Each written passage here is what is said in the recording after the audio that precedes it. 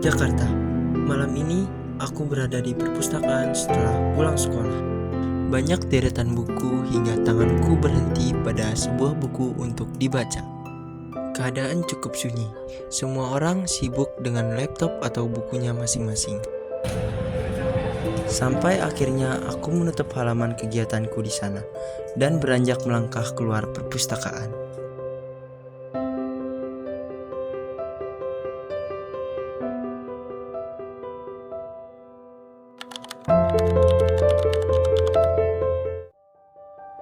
Saat sedang di halte, aku menunggu Transjakarta untuk melanjutkan perjalanan ke stasiun. Keadaan lalu lintas masih sangat ramai. Di tengah aku yang menunggu jam kedatangan bus tersebut. Next stop, Midtown, Jakarta. Please check your belongings and step carefully. Thank you. Di dalam bus, aku melihat wajah-wajah yang lelah setelah seharian bekerja, membuat aku berhasil membaca sebagian cerita dari manusia.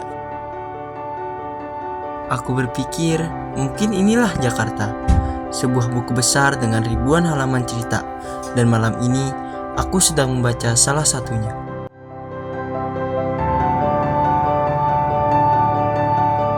Perjalananku berlanjut ke stasiun. Di selasar stasiun, aku bertemu dengan ikan kecil yang beragam. Dari balik kaca, lampu-lampu kota seperti berlari mengejarku. Setiap orang di dalam kereta ini membawa ceritanya sendiri. Ada yang tertidur, ada yang sibuk menatap layar ponsel, ada pula yang hanya diam menatap kosong. Keindahan stasiun Manggarai membuat aku ingin singgah.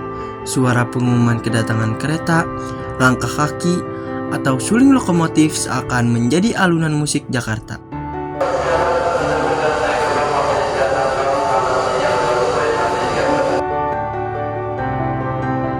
Di sela menikmati keindahan di tengah kota, aku membuka tas sekolahku.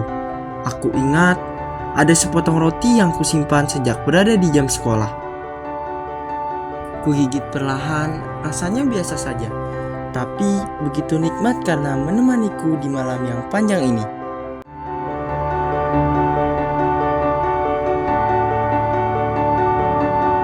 Di sini aku sadar, hidup itu seperti kereta. Ada yang datang, ada yang pergi, ada yang singgah sebentar, ada yang terus melaju, dan aku menanti waktu yang tepat untuk kembali ke rumah.